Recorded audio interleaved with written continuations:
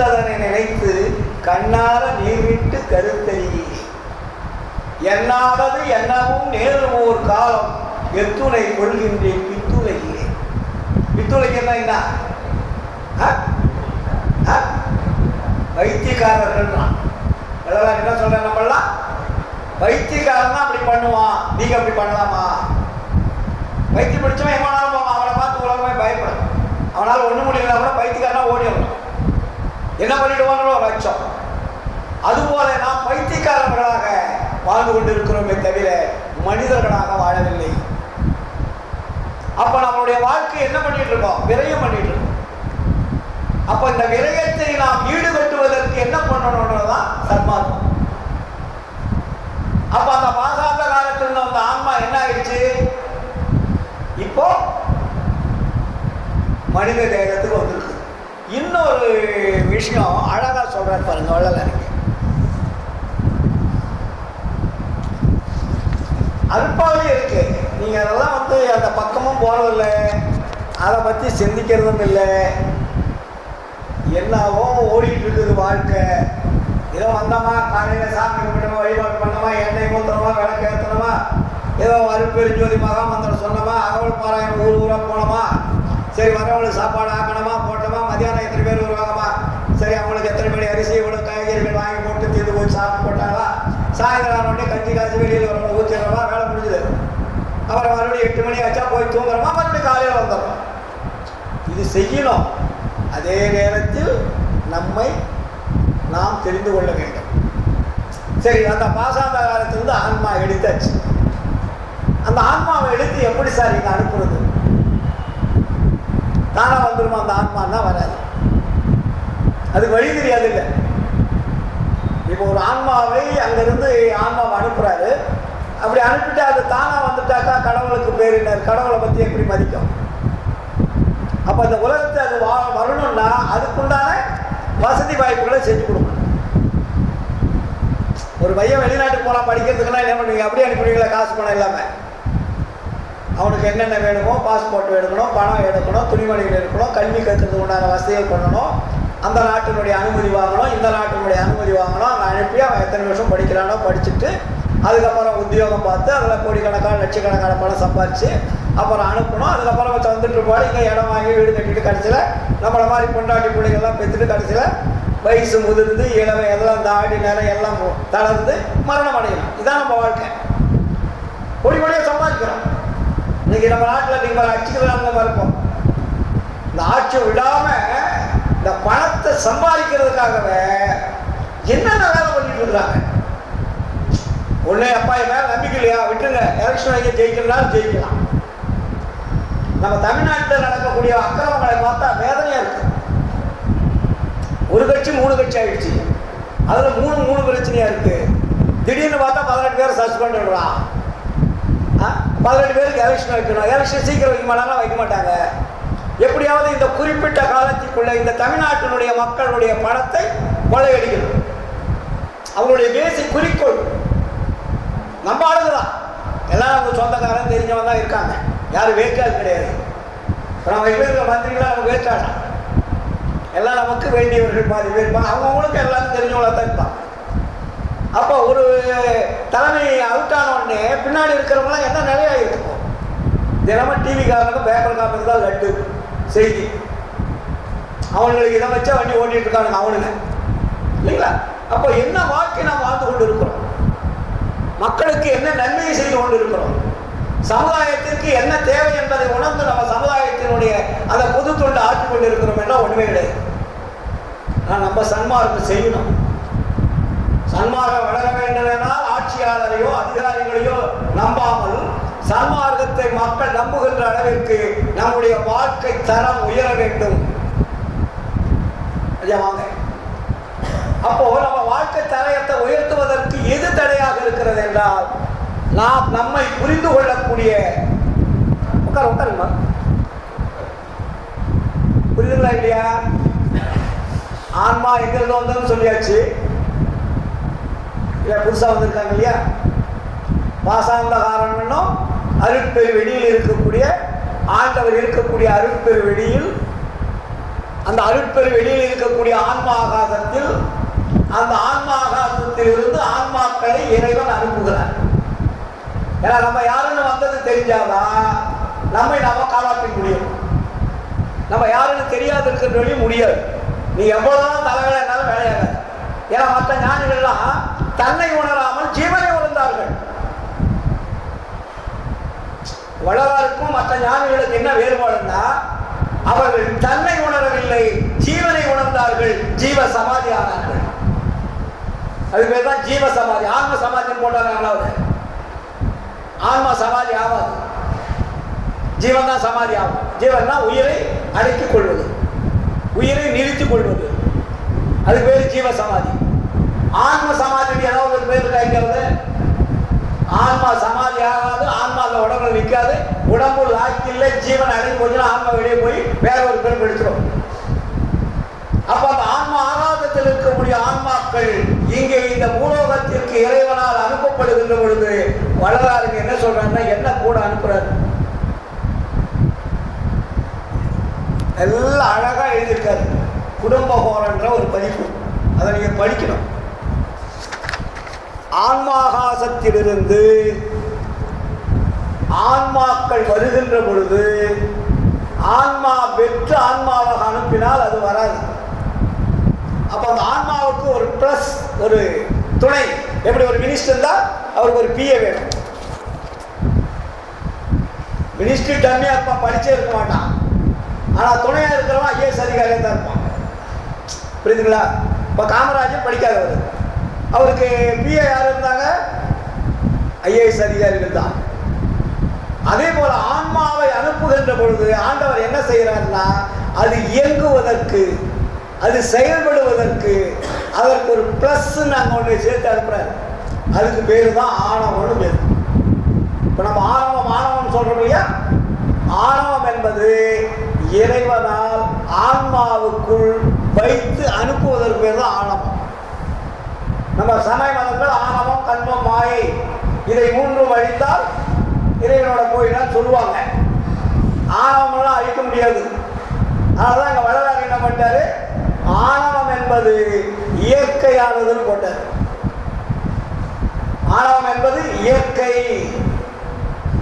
கண்மமான மாயை என்பது செயற்கை, ஆணவம் என்பது இயற்கைன்னு போட்டார். ஏன்னா அது இறைவனால் அனுப்பி வைத்தது. அப்ப அந்த ஆணவம் என்பது வேறு, அகங்காரம் என்பது வேறு. நம்ம ரெண்டுக்கும் வேறுபடணும். அப்ப அங்க என்ன சொல்றாரு வள்ளலார், இங்க முதல் சொல்லிட்டு ஆன்மா வருது, வரும்போது என்ன சொல்றாரு, செம்பொடு களிம்பு செறிந்தது போன்றோ ஆணவ கிழத்தி அனாதியில் இருக பிரம்மராட்சிதி போல் பிடித்து கொண்டனள். எப்படி பிரம்மராட்சிதி குடிச்சா விடாது, அது மாதிரி ஆணவம் என்பது ஆன்மாவே விடாது. சிவபூரணத்தை சிறிதும் காட்டாள், ஜெகமெனும் ஏக தேகமும் தெரிக்காள், எவ்விடத்திருளும் என்னக சுவரன கனவில் இருள் வடிவம் காட்டும் கொடியாள், இரவிது பகலிது இன்பிது துன்பிது ஒளி வெளி இது ஒன்றும் தெரிக்காள், இருக்கும் அரக்கி இவளோடும் இருந்தே எளியேன் முயங்கிடல் எந்தவம் என்போ. அந்த ஆன்மாவை முதல்ல என்ன பிடிக்குது? ஆணவம் பிடிக்குது. அந்த ஆணவத்தை மீறி ஆன்மா செயல்பட முடியாது. இருக்க பிடித்தது எப்படி ராட்சிதி போல, பிரம்ம ராட்சிதி போல பிடிச்சாங்க. ஒரு ஹெல்பிங் மொமெண்ட் அது. அது வேணும்னு செய்யறதுல ஆணவம். ஆன்மாவை பாதுகாப்பது. ஏன்னா இது எங்கேயாவது போய் மாட்டிக்கூடாது இல்ல. அப்ப அந்த ஆணவம் என்பது ஆன்மாவை பாதுகாப்பதற்காக அது அந்த ஆன்மாவை பிடித்து கொண்டு நீ அந்த ஆன்மாவுக்கு திரும்பி வருகின்ற வரையில் துணையாக இருக்க வேண்டும் என்பதுதான் இறைவனுடைய சட்டம். கடைசி வரையும் அந்த ஆணவத்தை நீக்க முடியாது. லாஸ்ட் இறைவன் வந்துதான் ஆணவத்தை நீக்க முடியும். வேற யாரும் ஆணவத்தை அகற்ற முடியாது. உன் வேலை முடிஞ்சது, நீ விடு, நீ தனியாக இரு, நீ வா. ஆணவத்தை பிரித்து அருளை எடுத்து நீ ஆணவத்துக்கு வேலையில போ. நீ அருளோட பாயிட்டா பாட்டு கூப்பிடும் போதுதான் ஆணவம் பிரியும். அது இறைவன் வந்துதான் பிரிப்பாரு, நம்ம யாரும் பிரிக்க முடியாது. அப்போ அது பேர் என்ன வச்சா தெரியுமா? வள்ளலார் ஆணவத்துக்கு முதல் கொண்டாட்டின்னு பேர் வச்சார். ஆன்மாவுக்கு முதல் மனைவி எது என்றால் ஆணவம். First wife. ஆணவத்துக்கு முதல் மனைவி யாரு? ஆணவம். அந்த ஆணவத்துக்கு ஒரு குழந்தை பிறக்குதுங்க. முதல் பொண்டாட்டிக்கு ஒரு குழந்தை பிறக்கணும். கல்யாணம் பண்ணியாச்சு. ஆன்மாவை ஆணவம் பிடித்து கொண்டது. இரண்டும் சேர்ந்தாச்சு. சேர்ந்து இங்க உலகத்துக்கு வருது. இங்க வந்தா என்ன வேணும்? குழந்தை வேணும். கல்யாணம் பண்ணா குழந்தை வேணும். என்ன பண்ணுவீங்க? எல்லாம் கேவலமா பேசுவாங்க, வரடின்னுவாங்க, வாழ்க்கைக்கு உதவாதவன்னுவாங்க. கோடி கோடியா சொத்து இருந்தாலும் கூட குழந்தை இல்லாதவங்க கேவலமாக, அசிங்கமாகவும், அநாகரிகமாகவும் பேசுவாங்க. அதான் நம்ம உலகம். ஆனா இங்க வள்ளலாருக்கு என்ன சொல்றாரு? முதல் மனைவிக்கு ஒரு குழந்தை பிறக்கிறது. அந்த குழந்தைக்கு பேர் என்ன தெரியுமா? அஞ்சானம். அது பேர் என்ன? அஞ்சானம். நம்ம சொல்றோம் இல்லையா, அஞ்சானம், அறியாமை, என்னென்னவோ நம்ம உரைநடை பகுதியில் வரும். ஆனா எங்க வள்ளலார் என்ன சொல்றாரு? முற்றும் அஞ்சான மூட பிள்ளை ஒருவன் பிறந்தனன் ஓடிவான் அவன்தான் வானுவின் ஒளியை படரினுள் மூடல் போல் என் அக கண்ணையும் என் புற கண்ணையும் அங்கையால் மூடி அழக்கழிப்பான் என தன்னையினும் தான் என தானும் காட்டான் என்னையின் நான் என எண்ணவும் ஒட்டான் ஏடுறும் எண்ணும் எழுத்தும் உணரான் தாயினும் கொடியன் ஆயினும் எந்தன் விதியை நொந்து விரும்பி வளர்ந்தேன். என்ன நமக்கு புரியுது அதுல? அவர் என்ன சொல்றாரு? இவன்தான் வாழ்க்கையில் இவன் தன் வாழ்க்கையும் வாழ்க்கையோ என்னை மதிப்பவன் யார் என வையகம் மகிழ்ந்தே வையக மகிழ்ச்சி வையகம் நெருப்பார் மருளுரு சிறுவன் வளர் நான் திடுத்தே உறவன் கண் நான் அயர்ந்து அறிவு அகன்றிட்டேன் செப்புறும் தெய்வ செயல் என்கோ என்கேனோ இரு தொடர்க்குள் இயலாதென்றே தொடக்கும் பற்பல அடுக்கடுக்கு ஆயின. என்ன சொல்றாருங்க? அஞ்சானம் என்னும். அஞ்சானம் என்ன? அஞ்சானம் என்ன? எதுக்காக பேர் வைக்கிறாரு? அது பேர் அவரே வைக்கிறார் பாருங்க.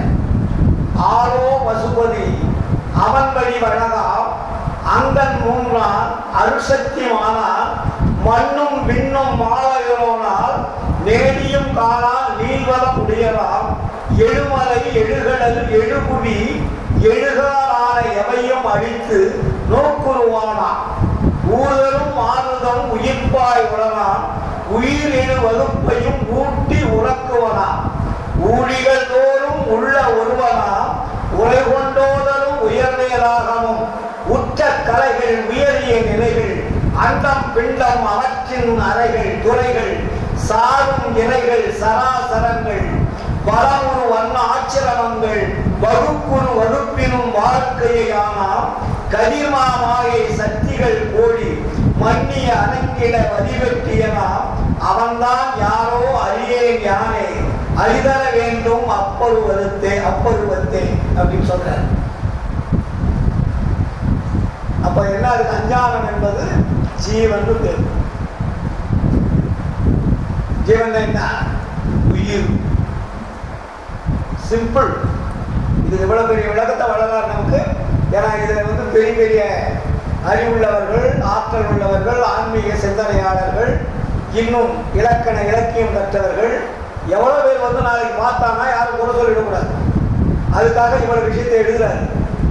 முதல் ஆணவம், ஆன்மாவை பற்றி கொண்டது ஆணவம். ஆணவத்துக்கு பிறந்த குழந்தை உயிர். வெரி சிம்பிள் வச்சுங்க. இது ரெண்டு சேர்ந்தா என்ன வருதுன்னா உயிர் வருது. ஆன்மாவும் ஆணவம் சேருகின்ற பொழுது இந்த பூலகத்தில் வாழணும்னா இங்க வந்தா என்ன வேணும்? நமக்கு உயிர் வேணும். வெறும் ஆணவமும் ஆன்மாவும் மட்டும்தான் அந்த உலகத்தில் வாழாது. சட்டத்தில் கேட்க அது ஆக அருள் பெரு வெளியோடு சரி. இங்க வந்தாச்சு, எல்லைக்குள்ள வந்துட்டு உங்களுக்கு என்ன வேணும்? உயிர் வேணும். அப்ப உயிர் வந்துட்டோடனே அடுத்தது என்ன சொல்ற பாருங்க.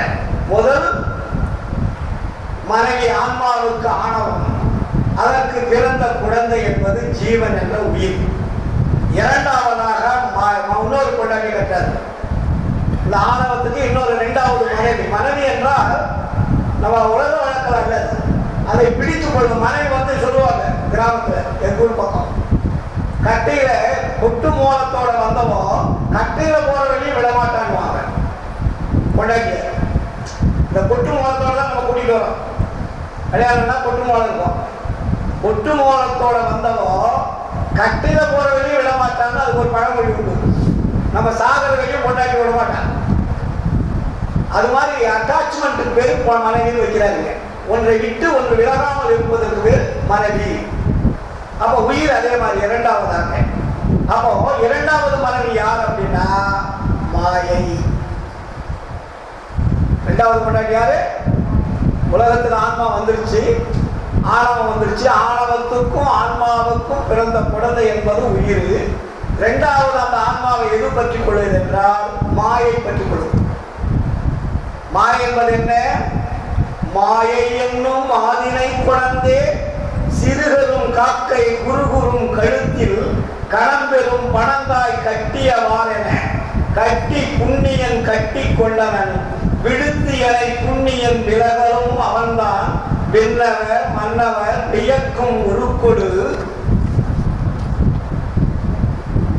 கொள்ளிவாய் பேயை போல் கோடி நின்று கொள்ளிவாய் பெய்களோர் கோடி நின்று தடித்த குழவியை பிடித்தது போல மற்றவள் என்னை மணந்து கொண்டனள் பெண்ணடை அனைத்தும் பெருங்கதையாகும் அடுத்தவர் என்னை அந்தோ கொடிய அறுத்தனை ஏன அனைத்து அரைந்தனை அகந்தனர் அகவெல்லாம் பகீரென அறந்த உருவாய் அவ்வளவு உருவும் கொண்டு அனைத்து கெடுப்பள் காற்றினை ஒரு சிறு கரகம் தடைப்பள் கடலே இடிகினும் கடிகிட முகப்பல் பகவகையாய் உடல் வளைந்து கொடுப்பாள்.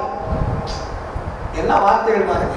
பகவகையாய் உடல் வளைந்து வகுப்பால் வையகம் முற்றும் வாயில் மடுப்பால் பகலிடை நல்லிருள் இருக்க பண்ணுவார் இருளிலும் பானுவை எவர்க்கும் காட்டுவாள் அண்டம் எல்லாம் அணுவில் செழிப்பாள் அணுவை அண்டமாய் ஆக்கி நகைப்பாள் பொய்யை மெய்யாய் பொருந்தி மகிழ்வாள் பொருந்தும் மெய்யை பொய்யாய் செய்வாள் அடர் வஞ்சக களம் காடலில் பிரியார் காணா பண்ணிலை கரையுடன் காட்டுவள் இருளை இருக்கும் இந்து நதிகளை படைத்தின் கியன்ற பற்பல ஜாலம் பிரமனை வழக்கை பிடிக்குள் அடைக்குவள் இடக்கையில் மார்பதி ஏந்தி தரிப்பள் தலையிட உருக்கத்தில் தன்பதி தெரிப்பள் குளிர் எழு கடலிலும் குளிக்கும் தடவே அண்டமெல்லாம் கொண்டையில் முடிப்பள் ஜனமெல்லாம் கலைக்குள் சேர்த்து கட்டுவள்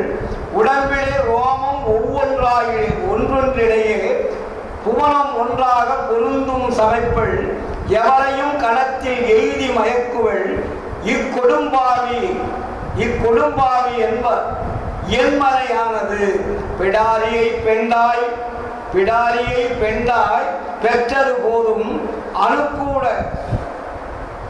அனுக்கூல சொல்லை அகத்திடை மதியால் அடிமடி பிடிப்பள் அரியவம் பிசைப்பள் உறங்க விடால் அவன் உதற்றுவாய் சுருட்டால் படி மாங்காயிலும் கொடுமையை கிளையாள்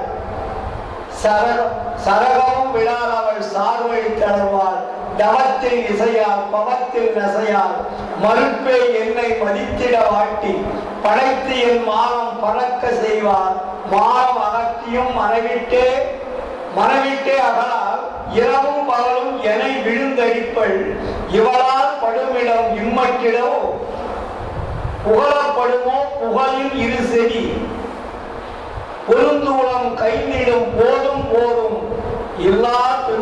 மல்லா துமிழின் மார்பின் மேலென சொல்லுவர் அதனால் சொல்லலும் மரபல.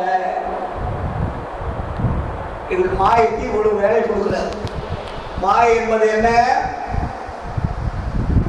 இந்த உடம்பு தான் மாயை.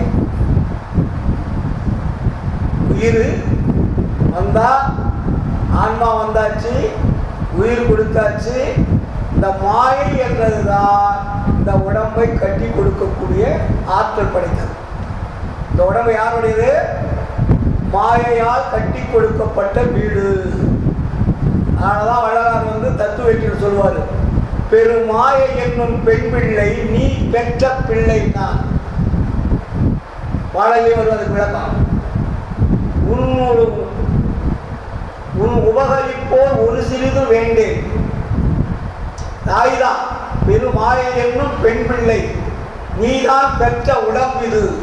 இது சாவாத சுத்த உடம்பாக்கி ஒரு ஞான அமுதம் உண்கின்றேன்.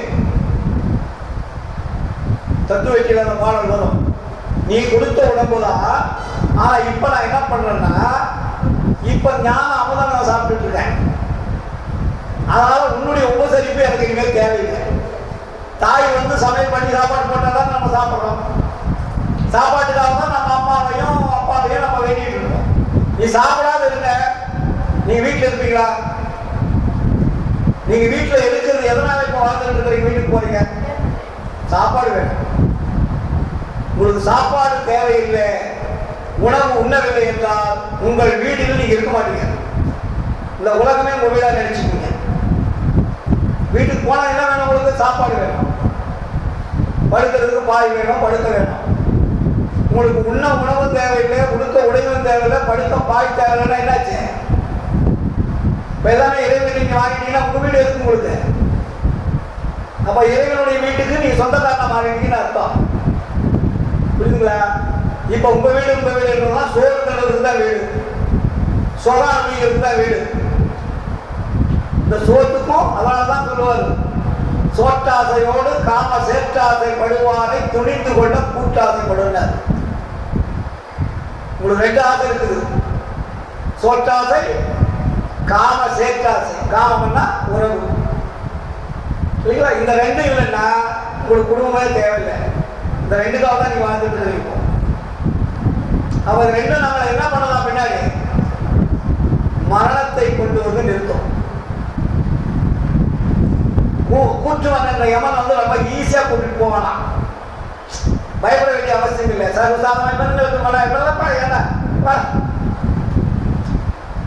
போலீஸ்கார எப்படி கொலகாரனா ரொம்ப கடுமையா பாதுகாப்பான். சாதாரண போயிட்டு சாராயம் பிடிக்கிறவங்களாம் போய் உட்கார வேண்டிய அப்படின்னுவான். ஆனா அதே ஒரு 10 கொலை பண்ணவங்கள கண்டா பயப்படுவான் போலீஸ்காரன். அது மாதிரி யமன் என்பவன் நம்மள சோற்றாசையோடு காம சேற்றாசை படுவாரை துணிந்து கொள்ள கூற்றாசைப்படும். சர்வ சாதாரணமா கூற்றுவன் என்ற யமன் நம்மள கூட்டிட்டு போயிடுவான். அப்ப நம்ம என்ன பண்ணுவோம்? 2வது மனைவியான மாயை தான் இந்த உடம்பை கட்டி கொடுத்தது. ஆன்மா வந்தது, உயிர் வந்தது, உயிர் வாழ்வதற்கு உடம்பு தேவை. அப்ப உடம்பு என்ற வீடு கட்டி கொடுக்கிறது, அதுதான் இந்த உடம்பு. யாரு? ஆணவம் மாயை எப்படி ஓட்ட முடியும்? சமயங்கள்லாம் சொல்லுது இல்லையா, ஆணவம் மாயை கண்மன் சொல்றான். ஆணவம் என்னன்னு தெரியணும், கண்மன்னா என்னன்னு தெரியணும். தெரியாத இந்த வீட்டை மாயை கட்டி கொடுத்த வீடு. மாயை கட்டி கொடுத்த வீட்டை நீங்க அடிக்கலாமா? உங்க வீடு தான் நீங்க அடிக்கலாம். இன்னொருத்தவங்களை கட்டி கொடுத்துருக்கான் சார், நீங்க வாடகை வீட்டில் குடியிருக்கீங்க. வாடகை வீட்டில் நீங்க குடியிருக்கிறவங்க உங்க வீட்டை ஏதாவது அசிங்கப்படுத்தலாம் சும்மா இருக்கீங்களா? உடனே காலி பண்ண வச்சுக்கீங்க. அப்போ இந்த உடம்பு யார் கட்டி கொடுத்தது? மாயை கட்டி கொடுத்தது. அப்ப மாயை கட்டி கொடுத்த பிற்பாடு மாய்க்கு என்ன? 2வது மாய்க்கு 3 மாயின்னு சொல்லிட்டாரு இல்லையா வள்ளலாரு? உடம்பு கட்டி கொடுத்த உடம்புக்குள்ள அந்த மாய்க்கு ஒரு 3 புள்ள பிறகுதுன்னா 4 புள்ள. முதல்ல ஆணவத்துக்கு ஒரு புள்ள, 2வது மாயைக்கு உடம்பு இருந்தது, அப்புறம் 3வது மாயினுடைய பிள்ளைகள். 2வது மாயினுடைய பிள்ளைகள் யாருன்னா மனம்.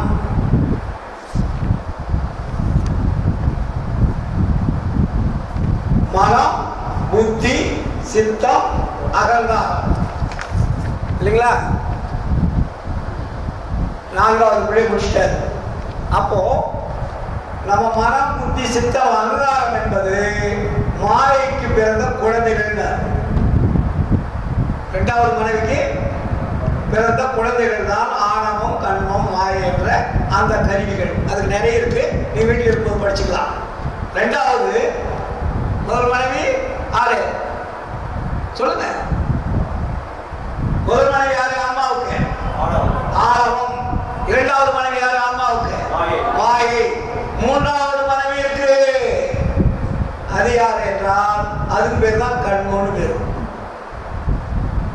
கண்மம், காமியம் சொல்றோம் இல்லையா, அது ஆன்மாவினுடைய மூன்றாவது மனைவி. இந்த மூன்றாவது மனைவிக்கு பிள்ளைகள் எத்தனை?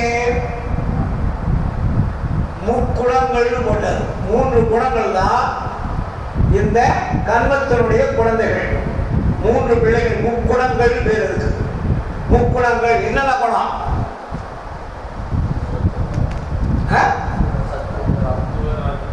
சத்துவ குணம், ராட்சச குணம், தாமச குணம். இந்த 3 குணங்கள் தான் கண்மத்தினுடைய குழந்தைகள். சரி, நம்ம என்னாச்சு, ஒரு வீட்டில் 3 மனைவி ஆயிடுச்சு. ஆன்மாவுக்கு 3 பொண்டாட்டி. 3 பொண்டாட்டிக்கு எத்தனை குழந்தைங்க? இப்போ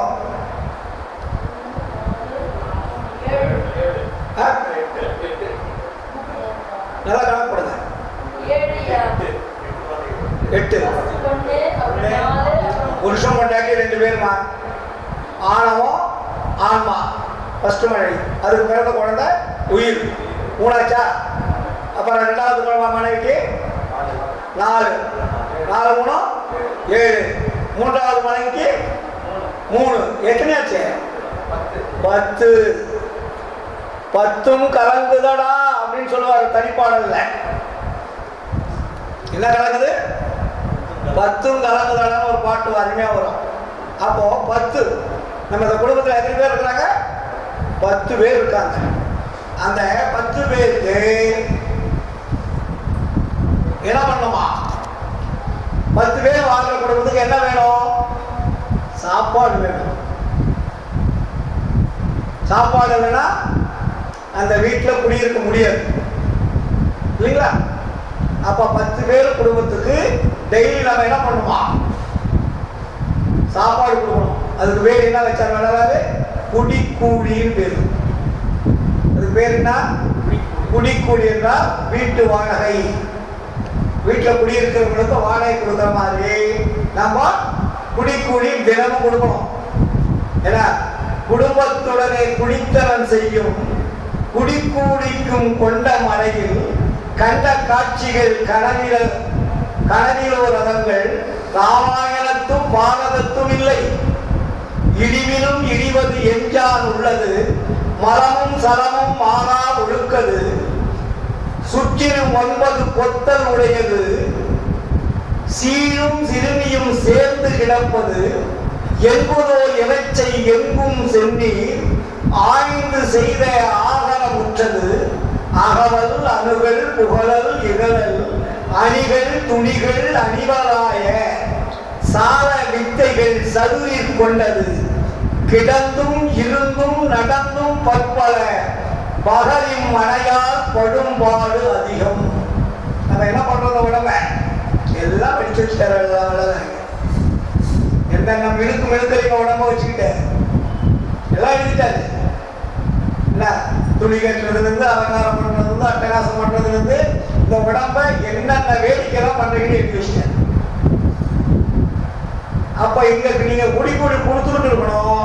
அந்த உடம்ப நீங்க என்ன பண்றீங்க? டெய்லி மேக்கப் பண்ணிட்டு இருக்கிறீங்க. புறத்துல அகத்துல இருக்கிறத பார்க்கல, புற வேலையெல்லாம் செஞ்சுட்டு இருக்கணும். நம்ம தினமும் அகத்துல ஒரு நாள் கூட நம்ம திரும்பி பார்ப்பதில்லை. அப்போ இந்த குடும்பத்துக்கு 10 பேரோட குடும்பத்துக்கு உணவு நமக்கு தேவை. உணவை கொடுக்கறீங்க. உணவை கொடுக்கலன்னா என்ன நடக்கும்னு சொல்றாங்க. அதுக்குள்ள ஒரு 3 காவலாளி அனுப்புறாரு. இந்த 10 பேர் வாடகை குடும்பத்தில் சரியான முறையில் வாடகை கொடுக்கவில்லை என்றால் அவர்களை என்ன செய்வது? நம்ம சொல்றோம் இல்லையா, வாடகை கொடுக்கல, அவனை காலி பண்ணலன்னா உடனே பார்த்துக்கு போறோம், போலீஸ் ஸ்டேஷன் போறோம், வேலை பண்றோம், என்னென்ன பண்றோம். காலி பண்ணாத ஒரு நோட்டு முடிச்சு வந்துட்டாங்க, நீங்க என்ன பண்ண முடியும்? உடனே போலீஸ் ஸ்டேஷன் போவீங்க, அப்புறம் கோர்ட்டுக்கு போவீங்க, அதை எடுத்துக்கிட்டு கிடந்தான். ஆனா இங்க நீங்க சாப்பாடு கொடுக்கலன்னா இந்த உடம்புல என்ன ஆகும்? அதுக்கு என்ன வச்சிருக்காருன்னா 3 பேரை வச்சிருக்காரு. அதுக்கு பேர் தான் பாதம், பித்தம், சிரோத்துமனு பேர். நம்ம சொல்றோம் இல்லையா, பாத நாடி, பித்த நாடி, சிரோச்சும நாடி. இந்த நாடிக்கு என்ன வேலை? தெளிவா எழுதாது. இம்மலை தலைவராய் எழுந்த மூவர் தருகற்கடையர் தயவே இல்லார் பணிசில உணவால் பாதம் வரையில் வாது செய்திடும் வன்காலவாதி பெருகுரு கல்லினும் பெரிதும் மயக்கம் பேரவை காட்டும் பெருந்தீர் பித்தன் கொடுவிட எரிந்தும் கொள்கை போல் இரக்கம் கொள்ளார் இடர் செய் குளிர்ந்த கொள்ளி இவர்கள் என்னோடு இகழ்வர் இறங்கார் எனக்கும் சேரும் ஏழ்மையும் பாரார் பிண்டம் என்னும் பெருங்கூலி அன்றைக்கன்றே நின்று வாங்குவர் தெரியாத ஒரு நாள் செலுத்தாவிட்டால் உதிரத்துள்ளே உருங்கடல் எழுப்பி உள்ளும் புறத்தும் எண்ணெறி ஊட்டி அருநோய் பற்பல அடிக்கடி செய்வர் இவர்களும் செய்கை எண்ணும் தோறும் பகீரென உள்ளம் பதைத்து கொதித்து வெதும்பும் எண்ணில் விளம்புவதென்னே சினமிகும் இவர்தம் செய்கைகள் கனவினும் நினைத்து விடித்து நேர்வதன் முன்னே. சாப்பாடு கொடுக்கணும் என்ன ஆகும்? பாத நாடி பித்த நாடி சுடுமணி நாடி மூணு சேர்ந்து உங்களை ஒரு ஆட்டி உங்களை மரணத்திற்கு இந்த உடம்பை விட்டு வெளியே போனான்னு சொல்ற அளவு வேலையா இருந்துச்சுங்க. நீ வாழை கொடுக்கல, காலையில கொடுக்கணும், மதியம் கொடுக்கணும், சாயங்காலம் கொடுக்கணும், 3 வேலையும் வந்து நின்றுக்கும். அதனாலதான் இதுக்கு மூவர் வாதம் பித்தம் சிரோத்துவம் இந்த மூன்று வசூலிக்கிறவர்கள். அதாவது என்னன்னு சொல்றது, தண்டு வட்டிக்கார மாதிரி. தண்டு வட்டி பார்த்தீங்கன்னா அந்த டைம் கொடுக்கலாம், என்ன பண்ணுவான், ஃபைனான்ஸ் கொடுப்பான். தண்டு வட்டி வாங்கினா விடுவாங்க, வீட்டு தேடி வந்துடுறாங்க. அது மாதிரி இவங்க வந்து நம்மளை அந்த அவ்வளவு சீக்கிரத்தில் இந்த உடம்ப கொஞ்ச நேரம் நீங்க சாப்பிடலன்னா என்ன ஆகும்?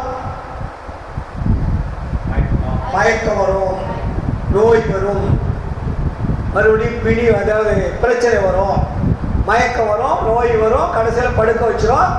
அப்புறம் உடம்பு இயங்காது, ரத்தம் ஓடாது, இல்லை விந்து வராது, வெதிப்பு போயிடும், கவம் கட்டும், ஹார்ட் அட்டாக் வரும், எல்லா வியாதியும் வந்துடும்.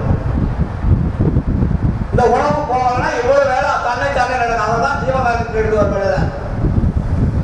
பசி பிணி வருகின்ற பொழுது ஒரு மனிதனுக்கு அதனால் வரக்கூடிய இடையூறுகள் என்பதை ஜீவகாலத்தில் கூட பார்க்கலாம். பசியின் அமைத்தின் ஒரு கட்டுரை போடுவார். இதெல்லாம் படிச்சிருக்கீங்களா? பசியின் அவத்தின் உலகத்துல யாருமே சொல்லாத வார்த்தை கிடையாது. அதான் பசியனுடைய அவத்தை. அந்த அவத்தையை போக்குவரம் தான் கடவுள்னு சொல்லி முடிக்கிறார். அப்போ நம்ம குடிக்கூலி கொடுக்க முடியாமல் ஏழ்ந்த நிலையில் இருக்கக்கூடிய ஏழைகள், பசியனால் வாழுகின்றவர்கள் இல்லைங்களா? அதனாலதான் உயிர் இறக்கங்க. ஒரு உயிரை காப்பாற்ற வேண்டுமானால் நீ உயிரை இரக்கமாக வாழுன்னு போட்டாங்க. அந்த உயிர் என்பது பசியினால் தவித்து, நோயினால் தவித்து, பிணியினால் தவித்து, இச்சையினால் தவித்து, எளிமையினால் தவித்து, கொலையினால் தவித்து இந்த உடம்பை விட்டு வெளியேறுகின்ற பொழுது அதற்கு உதவி செய்கிறவர் எவனோ அவனே கடவுள். ஜீவகாலத்தில் கொண்டு வந்தாங்க. பசி, பிணி, தாகம், எச்சை, எளிமை, பயம், கொலை, இதுதான் ஒரு மனிதனுக்கு துன்பம். எப்படி வருது? பசியினால் வருது. வீடுதோர் இறந்தும் வெற்றரை கண்டுலம் துடித்தேன் ஈடின் மாளிகளாய் ஏழைகளாய் நெஞ்சிழைத்தவன் தமை கண்டே இழைத்தேன். என்ன பார்த்து விடு. இந்த பசி வருகின்ற பொழுது அந்த சொன்ன 10 பறந்து போயிடும். முதல் 10 சொன்னாங்க, என்ன 10? இந்த வெளியே சமயவாதிகள் சொன்ன 10 அல்ல. இந்த உடம்பில் இருக்கக்கூடிய குடித்தனம் செய்யக்கூடிய அந்த கணவன் மனைவி என்ற உறவுகள் சார்ந்த உறுப்புகள் எல்லாம் 10. இந்த 10ஐயும் யார் காப்பாற்றுகின்றார்களோ, காப்பாற்றி அதற்கு பிறகு உயிருடன் வாழ்ந்து அவரை பெறுகின்றார்களோ அவன் தான் இறைவனை போக. அப்ப நமக்கு என்ன தேவைப்போ? ஆன்மாவை தெரிந்து கொள்ள வேண்டும், உயிரை தெரிந்து கொள்ள வேண்டும், உணவை தெரிந்து கொள்ள வேண்டும், உடம்பிற்கு உணவு எப்படி கொடுக்க வேண்டும் என்பதை தெரிந்து கொள்ள வேண்டும். உடம்புக்கு தந்த உணவு கொடுத்துட்டு இருக்கோம், கண்டதெல்லாம் உள்ள அனுப்பிட்டு இருக்கோம். ஆனா வளராது எந்தெந்த உணவை உள்ள அனுப்பணும்னு சொன்னாரு. நீ குடிக்கூலி கொடுக்கிறோம், வருவான், கொடுக்கணும் வாடகை கொடுக்காட்டி செத்துருவ. உடம்புக்கு உணவு கொடுக்கலனாலும் மரணம், அதிகமா கொடுத்தாலும் மரணம். அப்ப என்ன பண்ணணும்? உணவை மாத்துடானாலும் வளர. புரியுதுங்களா? உணவை, இந்த ஆன்மாவையும் உயிரையும் உடம்பையும் காப்பாற்ற வேண்டுமானால் நம்மளுடைய உணவு முறைகளை மாற்ற வேண்டும், ஒழுக்க முறைகளை மாற்ற வேண்டும், வாழ்க்கை முறைகளை மாற்ற வேண்டும், இறைவனை தொடர்பு கொள்ள வேண்டும். இத்தனை ஒரு மிக்சிங் இது. நம்ம ஒன்றை மட்டும் முடிச்சுக்கிட்டு ஒன்றை விட்டுட்டோம்னாக்கா சன்மார்க்க வேலையில நமக்கு உடம்பையும் காப்பாற்றணும், உயிரையும் காப்பாற்றணும், ஆன்மாவையும் உடம்பை விட்டு வெளியே அனுப்பக்கூடாது, இறைவனையும் நம்ம தொடர்பு கொண்டுட்டே இருக்கணும். இதெல்லாம் ஒன்றா சேர்கின்ற பொழுதுதான் அறிவு என்பது அப்போ விளங்கும். நீ ஒன்றை மட்டும் முடிச்சுக்கிட்டீங்கன்னா அறிவு விளங்காது. அப்ப அறிவு என்பது ஆன்மாவிலிருந்து வெளியே வரணும். இதெல்லாம் செஞ்சீங்கன்னா அறிவு என்பது ஆன்மாவிலிருந்து வெளியே வந்து காட்டும். அதுக்கு பேர் தான் ஆன்மா அறிவுன்னு வளரார் வச்சார் பேர். நம்மளாம் ஆதறிவுன்னு சொல்றோம். ஆதறிவுன்னு வளரார் சொல்லல. தேவகாலத்துல யாரும் எழுதி வச்சிருக்கிறாங்களே என்ன தெரியாது. வளரார் எந்த இடத்துலயுமே ஆதறிவு உள்ள மனிதர்கள் ஒரு 2 இடத்துல வருது. ஆனா வளரார் என்ன சொல்ற? அறிவுக்கு இந்திரிய அறிவு, கரண அறிவு, ஜீவ அறிவு, ஆன்ம அறிவு. இந்த வாய்ப்புல இருக்கிறது இதுதான். இந்திரியங்களால் தெரிந்து கொள்வது இந்திரிய அறிவு, கரணங்களால் தெரிந்து கொள்ளக்கூடியது கரண அறிவு, ஜீவனால் தெரிந்து கொள்ள வேண்டியது ஜீவ அறிவு, ஆன்மாவில் தெரிந்து கொள்ள வேண்டியது ஆன்ம அறிவு. அதற்கு மேல் இறைவனுடைய அருளை பெறுகின்ற பொழுது அதுக்கு பேரு அருளறிவு. அருளை மீறி மறுபடியும் இறைவன் தொடர்பு கொள்கின்ற பொழுது கடவுளறிவு. புரியுதுங்களா? இந்திரிய அறிவு, கரண அறிவு, ஜீவ அறிவு, ஆன்ம அறிவு, அருளறிவு, கடவுள் அறிவு. கடவுள் அறிவு முற்று வெட்டு விட்டால் மரணங்களா பெறுவார். அப்பதான் கடவுள் நம்மளை ஏற்றுவார். அருள் அறிவு கிடைச்சா மட்டும் பத்தாது, கடவுள் அறிவுன்னு ஒண்ணு வாங்கணும். கடவுள்கிட்ட அனுமதிச்சுட்டு பிரவிஷ்ண போய் பார்க்கணும்னா என்ன பண்ணலாம்? பிரவிஷ்ணுடைய பர்மிஷன் வேணும். அவர் டேட் கொடுத்தாதான் உள்ள போக முடியும். அது மாதிரி அருட்பெருஞ்சோதி ஆண்டவர் டேட் கொடுத்து அவர் சொல்லு. இதுதான் வள்ளலார் சொன்னார். வானிருக்கும் பிரம்மர்களும் நாரணரும் பிறரும் மாதவம் பன்னாட் புரிந்து மணிமாட நடுவே தேனிருக்கும் மலரனை மேல் பழிக்கரையினூடே திருவடி சேர்த்து அருள்கை என செப்பி வருந்திடம் நான் இருக்கும் குடிசையிலே வலிந்து நுழைந்து என் ஊரிருக்கும் குடிசையிலும் உள்ளும் நுழைந்ததே. பல்லாயிரம் ஆண்டுகளாக தவம் இருந்திருக்கார் யாரு? பிரம்மா, விஷ்ணு, சங்கரன், மகேஸ்வரன், சதாசிவன், சக்தி, சந்திரன் எல்லாம் இறைவனை காண்பதற்காக தவம் இருந்து கொண்டிருக்கிறார்கள். அவர்கள் எப்படி இருக்கிறார்களா? இறைவன் வருவதற்காக, இறைவன் காவடி பட வேண்டும் என்பதற்காக ரத்தின கம்பங்கள் விலை மதிப்ப, அதாவது அதுக்கு மதிப்பே கிடையாது, அப்படிப்பட்டதை வைத்து காத்துக் கொண்டிருக்கிறார்கள். இறைவன் அங்கு செல்லவில்லை. எங்க வருவாரா? தேனிருக்கும் மலரனவே திருவடி சேர்த்து அருள்கை என செப்பி வருந்திடவும் நான் இருக்கும் குடிசையிலே வலிந்து நுழைந்து என் ஊர் இருக்கும் குடிசையிலும் உள்ளும் நுழைந்தனே. ஆண்டவர் பொம்புள்ள, ஆண்டவர் வளரார் பொம்புள்ள, ஆண்டவரை வாலின்றே உள்ள போறாங்க. வலிந்து நுழைந்து கதவை திறந்து உள்ளே வந்து என் உடம்பில் புகுந்து கொண்டாங்க. ஊழிருக்கும் குடிசையிலும் உள்ளும் நுழைந்தனையே. இந்த நிலை நமக்கும் வரும்.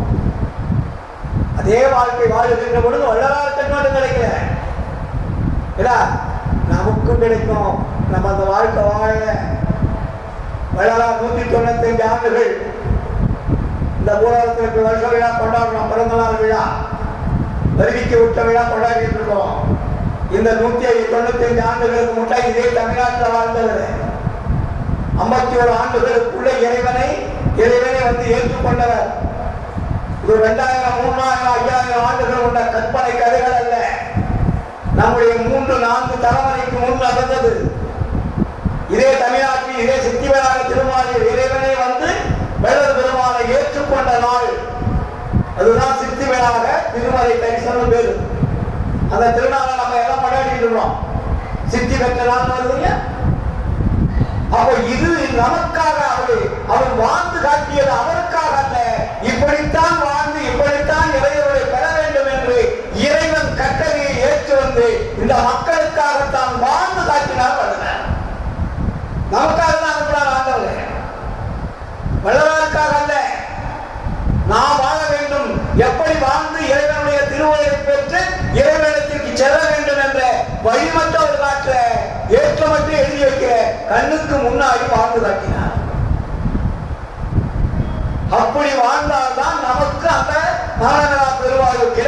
தவிர அதை விடுத்து எதை செய்தாலும் கண்டிப்பா கிடைக்காது. பேசலாம், ஏன்னா நீங்க அவங்க பெருமையை பேசிட்டு இருக்கிறவங்க. அப்படி நம்மளை பெருமையை பேசக்கூடிய வாழ்க்கை நம்ம வாழ்ந்தா நம்மள குறைஞ்ச வாழ்க்கை. அது எவ்வளவு பெரிய வாழ்க்கை. ஏன்னா ஒரு பெரிய ஒரு டிஎம் போஸ்ட், ஒரு எம்பி போஸ்ட், ஒரு எம்எல்ஏ போஸ்ட், இல்ல அதை விட பிரைம் மினிஸ்டர் போஸ்ட், இப்படிலாம் வரும்போது ஒரு பெரிய மகிழ்ச்சி அடைகிறான். என்னை சாதாரண போஸ்ட் கொடுக்கறதா நம்மளை கூப்பிடுறாங்க. அதெல்லாம் அது பேரின வச்ச வேலை. பேரின்ப சித்தி பெருவாழ்வுன்னு போட்டார். இந்த வாழ்வுதான் என்ன வாழ்வு? சிறு வாழ்வு, அற்ப வாழ்வு, மன வரக்கூடிய வாழ்வு. அப்ப அந்த பேரின்ப சித்தி பெருவாழ்வு வாழ வேண்டும் என்பதற்கு தான் வள்ளலார் சொன்னாரே தவிர உங்களை சும்மா நிம்மதியோட வேடி காட்டுறதுக்காக. ஏன்னா இது வெளியே எத்தனையோ பிறகுகளை இருந்து வாழ்ந்துட்டு வந்துட்டு நமக்கு தெரியாது. இப்ப மனித பிறவி கிடைத்திருக்கு. இந்த பிறப்பை நாம் எப்படி வாழணும்?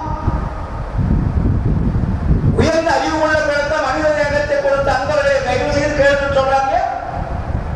எப்படி வாழ வேண்டும் என்பது நமக்கு தெரிய வேண்டாமா?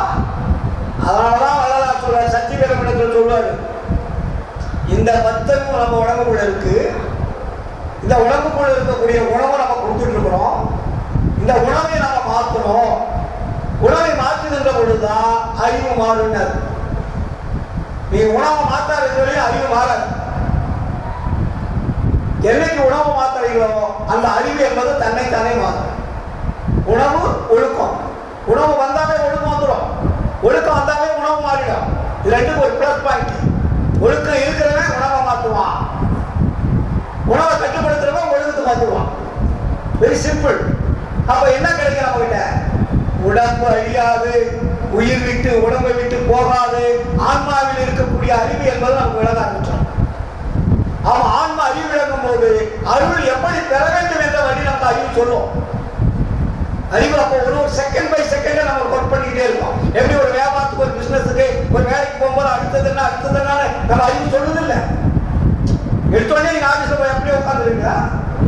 போன உடனே எப்படி உட்காரணும், என்ன செய்யணும், யாராவது வேலை கொடுக்கணும், எப்படி எப்படி அந்த வேலையை வாங்கணும்ன்றது நம்ம அறிவு சொல்லிதான் செய்யறோம். அந்த மாதிரி வேலைகளை இந்த அறிவு இந்த உடம்பில் இருந்து நமக்கு சொல்லும். அதனாலதான் சொல்லுகின்றேன் பற்பனான் துரிசனவே தூய்மை உடையனவே வெல்லுகின்ற வார்த்தை என்று வெறும் வார்த்தை என் வாய் விளம்பாது. ஏனென்றால் ஐயர் என் உள்ளு நின்று விளங்குகின்றபடியால். நான் சொல்லுவது துரிசனவே சூழலவே தூய்மை உடையனவே வெல்லுகின்ற வார்த்தை என்று வெறும் வார்த்தை என் வாய் விளம்பாது. ஏன்? என் ஐயர் உள் நின்று உணர்வுகிறார் சொல்றார். அப்ப அறிவு என்பது நமக்கு சொல்லுது. அறிவு என்பது சொல்லும் போது நம்ம தப்பு செய்யறதுக்கு வாய்ப்பே வராது. அவதான் ஆன்ம நேயம் என்பது வரும். உங்கள் ஆன்மா என்ன தன்மை உடையது என்பது நீங்கள் புரிந்து கொள்ளுகின்ற பொழுது மற்ற ஆன்மாவனுடைய சகோதர தத்துவம் அப்பதான் வரும். அதுக்கு பேர் தான் ஆன்ம நேய ஒருமைப்பாட்டு உரிமை. உங்கள் ஆன்மாவை நீங்கள் அனுபவிக்காத, ஆன்மாவை பார்க்காத வரையில், உணராத வரையில் உங்களுக்கு ஆன்ம நேய ஒருமைப்பாடு என்பதற்கு சத்தியமா கிடையாது. பேசலாம், வள்ளலார் ஆன்மநேய ஒருமைப்பாட்டு உரிமை வேண்டும் என்று சொன்னார். ஜவஹாரனிமே மோட்ச வீட்டின் திறவுகோல் என்று சொன்னார்.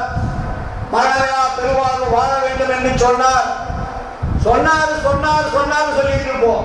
நாம் என்ன செய்கிறோம், அவருடைய பலனை நாம் எப்படி அனுபவிக்கிறோம், அந்த பலனை அனுபவித்து மற்றவர்களுக்கு நாம் எப்படி வழிகாட்ட போகிறோம், இந்த சமுதாயத்தை எப்படி மாற்ற வேண்டும் என்று சன்மார்க்க அன்பர்களிடத்தில் இறைவன் பட்டறிட்டு இருக்கிறாரே, அந்த கட்டளை சிறமையை ஏற்றுக்கொண்டு நாம் வாழ்ந்து மற்றவர்களை வாழ வைக்க வேண்டும் அல்லவா?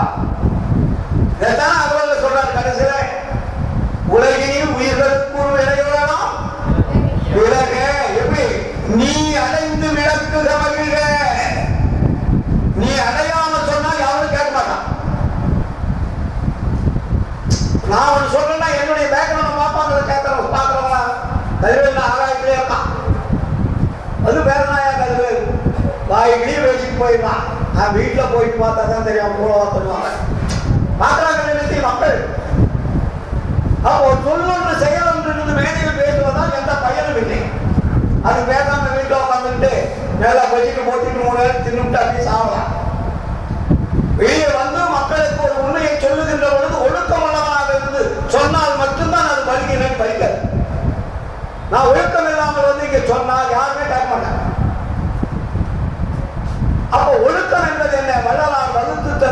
அந்த இறை அருளை பெறக்கூடிய ஒழுக்கத்துக்கு பேர் தான் ஜீவகாருண்ய ஒழுக்கம். அப்ப இந்த பகுதிகளை நாம் பார்க்கின்ற பொழுது எவ்வளவு இதுதான் வள்ளலார் சொல்லுவாரு, இப்படிலாம் நான் வாழ்ந்துட்டு இருக்கிறோம். ஒரு கொண்டாட்டி வந்தாச்சு, குழந்தை பிறந்தாச்சு, ரெண்டாவது கொண்டாட்டி வந்தாச்சு, அதுவும் குழந்தை பிறந்தாச்சு, மூணாவது கொண்டாட்டி வந்தாச்சு, அதுவும் குழந்தை பிறந்தாச்சு. வீட்டில் வந்து நமக்கு இப்படி சாப்பாடு வேணும், கஷ்டம் வேணும், இப்படிலாம் பண்ணிட்டு இருக்கிறோம். இப்படி நம்ம உலகத்தில் இருந்து எப்படி விடுபட வேண்டும் என்று நான் நினைக்கின்ற பொழுது இந்த உலகம் எப்படி சொல்றதுன்னு சொல்றாரு பாருங்க. இப்படிதான் நம்ம நினைக்கிறோம். வராங்களாம், மதவாதிகள் வராங்களாம். இப்போ சன்மார்க்கம் நடந்து கொண்டு இருக்குன்னு வச்சுங்க. இப்போ மதவாதிகள் வரான். அவன் என்ன சொல்றானா, மற்போர் கருதி வந்தவர் போல ஓது வேதாந்தம் உரைப்பர் சிலவே, வாழ்போரியனுக்கு வந்தவர் போல பயங்கு சித்தாந்தம் வழங்குவர் சிலவே, தண்டாயுதமோ தாங்குவார் போல இதிகாசத்தை இசைப்பவர் சிலவே, உடுக்க போரை உற்றார் போல இலக்கண நூலை இயம்புவர் சிலவே, கற்போர் விளைக்க காட்டுவர் போல சமய நூல்களை சாற்றுவர் சிலவே, வாய்ப்போருக்கு வந்தவர் போல விவகாரங்கள் விளம்புவர் சிலவே, மடிபிடி போர்க்கு வாய்த்தவர் போல மதசூதனைகள் வழங்குவர் சிலவே, கற்குடியல் வந்து கலக்குதல் போல காம நூலை கடற்றுவர் சிலவே, விளக்கு நீரை விடுவார் போல வீண்கதை பேச விளைவார் சிலவே, இவர்கள் முன்னே இவருக்கேற்ப குரல் கம்பிடவும் குருணா உணரவும் அடலை எழவும் அவரவர் தம்பால் சமயோதமாய் சந்தனம் பேசி இயன்ற மட்டில் ஈடுதல் தயர்ந்தே. நம்ம பேசுறோம், சமயவாதிகள் வந்து நம்ம முன்னாடி தான் பேசுவான். சொன்னாங்க ஒரு பட்டியல் இப்படிதான் பேசுவான். இத பேச்சே அவங்களை விரோதம் பண்ணாத, அவனை வந்து கண்டிக்கும் கட்டிக்காத. உன்னுடைய வாழ்க்கை சமயோதரமாய் சந்தனம் பார்த்து இவருக்கு முன்னால் இருப்பேன். ஏன்னா அவன் முட்டால் பேசணும், அவனை போய் வாதம் பண்ணாத, தகராறு பண்ணாத, பிரச்சனை கிளப்பாத, உன்னுடைய வாழ்க்கை நிற்பான். என்ன என்ன வழிகள் தான் இல்லைங்களா? அப்பாரு அதான் நித்திய கருமன்னு கடைசியில் முடிக்கிறார். நம்ம நன்றாக செஞ்சுட்டு இருக்கிறோம் இல்லையா? என்ன பண்ணிட்டு இருக்கிறோமா? பின்னர் மனையின் பின்புறத்தேடி கலக்கும் மரத்தை கடிதே கடித்து கண்ணில் ஒழுங்க கடற்றது போன்று பள்ளின் அழுக்கை பண்பின் மாற்றி சோமனை போல சோமனை துவைத்து நன்னீர் ஆடி நறுமலர் கொய்து தேவருக்கேற்ற திரவியம் கூட்டி பாவையை வைத்து பாடி ஆடும் சீருரை போல செய்வனி ஆற்றி மண்ணின் சுவர்க்கு வன்சுவை தீட்டல் போல் வெந்நீர் அதனை விளங்க பூசி புகழுருவாக்க பூனை என்ன உற்ற செவமனம் உருட்டி உருட்டி குரண்டகம் போன்று குறித்து யோகம் செய்த பின்னே சிறிது நேரம் அருந்தியின் பூனை அமர்ந்தங்க ஆற்றி ஊன் பிண்டத்திற்கு உருவிண்டம் ஈந்து குடிக்கூடி கடன் குறையென தீர்த்து பகவேடத்தால் பலரை விரட்டி நித்திரை பறவையை நேர்ந்து கூடவும் பொழுதும் சரியாய் போகின்றது தானே. நம்ம தான் இதான் பண்ணிட்டு இருக்கோமா? காலையில் எழுந்திருக்க வேண்டியது, குளிக்க வேண்டியது, போய் விபூதி அடிச்சுக்க வேண்டியது, இல்லாட்டி நாமம் போட்டுக்க வேண்டியது, இல்லாட்டி பூ வைக்க வேண்டியது, அப்புறம் நல்லா பல தேய்ச்சி குளிச்சிட வேண்டியது. ஏன்னா அதுக்கப்புறம் என்னென்ன அலங்காரம் பண்ணுவோம் பண்ணிக்க வேண்டியது. இந்த சேலை வேணுமா, அந்த சேலை வேணுமா, இதுக்கு சூட்ட விடா, அதுக்கு சூட்ட விடா, எல்லாத்தையும் மேக்கப் போட்டுக்கிட்டு தொழிலுக்கு போகிறது, ஜாலியாக ஒரு ரவுண்ட் அடிச்சுட்டு மறுபடியும் சாயந்தரம் வந்து எல்லாத்தையும் கைப்பி போட்டுட்டு ஏன்னா 3 வேலைக்கு மூக்கு பிடிக்க தின்னுட்டு தூக்கம் வர தூக்கிடும். பரத்தியை வந்து கடைசியில் என்ன சொல்ற, நித்திரை பரத்தியை நேர்ந்து கூட பொழுதும் சரிதான் போகின்றது. அப்போ இது மாதிரி வேலையை நம்ம செஞ்சுட்டு இருக்கிறோம். இதெல்லாம் நம்ம வேலை. மனித தேகம் கிடைத்த வேலை இறைவன் அருளை பெறுவதற்கு, இறைவனுடைய அருளை பெறுவதற்காகத்தான் இந்த மனித தேகம் கொடுக்கப்பட்டது. அப்போ இதுக்கு நம்ம என்ன செய்யணும்? நம்முள் இருக்கும் ஆன்மாவை நாம் முதலில் தெரிந்து கொள்ள வேண்டும். வேற எதுவுமே நீங்க போய் வெளியே தேடாதீங்க. ஏன்னா இப்போ நம்ம சபையில வந்து ஒரு விளக்கு வச்சிருக்கோம். ஏன் இந்த விளக்கு வச்சிருக்கிறோம்? மக்களை திருத்துவதற்காக வச்சு விளக்குது. இது கடவுளா? அப்படின்னா இல்லை. ஏன்னா இதுவரையில் மனிதர்கள் உருவத்தை வைத்து வழிபாடு செய்து கொண்டிருந்தார்கள். உருவம் என்பது ஒளி தரக்கூடியது அல்ல. அப்ப உருவத்தை மாற்ற வேண்டுமானால் மற்றவர்களுக்கு நன்மை தரக்கூடிய ஒரு பொருளை வைக்கணும். அப்படி எந்த பொருளை வைக்கணும்? இறைவன் தன்மை உள்ள பொருளை வைக்கணும். நம்ம வச்சது வச்சிடக்கூடாது. அப்ப இறைவன் எத்தன்மையாக இருக்கிறார் என்றால் ஒளியாக இருக்கிறார். அப்ப ஒளியாக இருக்கக்கூடிய கடவுளை நீ ஒளியாக வச்சு மக்களுக்கு வழிகாட்டு. ஏன்னா இதுவரையில் கடவுளுடைய உண்மை தெரியாமல் தத்துவங்கள் என்ற அந்த மண்ணையோ செம்மையோ கல்லையோ உருவங்களையோ வைத்து வழிபாடுகள் செய்ய பழக்கி விட்டார்கள் மக்களை. அப்ப இந்த மக்களை மாற்றம்னா மாற மாட்டாங்க. மாற்று பொருள் ஒன்று கொடுக்கணும். இதெல்லாம் கடவுள், இதுதான் கடவுள் என்று மாற்ற வைக்கிறதுக்கு தான் இது பேரு. இது மற்றவர்களை மாற்ற வைப்பது. சரி, அதுல என்ன இருக்கு, இதுல என்ன இருக்கு? அது பொம்மை, உருவம். இது பொம்மை இருக்காதுல, இதுல என்ன இருக்கு? அகல் இருக்கு, எண்ணெய் இருக்கு, திரி இருக்கு, ஒளி இருக்கு, இல்லையா? அப்ப ஏன் வள்ளலார் இதை வச்சாரு? இந்த உடம்புக்குள்ள உடம்பு என்பது அகல், ரத்தம் என்பது எண்ணெய், சுக்கிரம் என்பது திரி, பிரகாசம் என்பது ஆன்மா. அப்ப நாமும் இந்த உடம்பில் இருக்கக்கூடிய மெய்ப்பொருளை உண்மையை இங்க வச்சாரு. அவங்க என்ன பண்ணிட்டாங்க? பொய்ப்பொருளை வச்சாங்க. மேல இருக்கக்கூடிய உருவத்தை மட்டும் வச்சுட்டாங்க. ஆனா உள்ள இருக்கக்கூடிய அத்தனையும் வள்ளலார் வச்சாருங்க. இன்னொன்னு, இதை இப்பொழுது கரண்ட் ஆஃப் ஆயிடுச்சு வச்சுங்க. கரண்ட் ஆஃப் ஆயிட்டா அந்த இடம் இருட்டாயிடுச்சா? அப்ப அந்த இடம் இருட்டாமா? வெளிச்சு கொடுக்குதா? மின்சாரம் அவுட்டு. ஆனா இருந்தாலும் நீ வைத்த விளக்கு எரிகிறது. அது இருளை போக்குகிறது, வெளிச்சத்தை கொடுக்கிறது.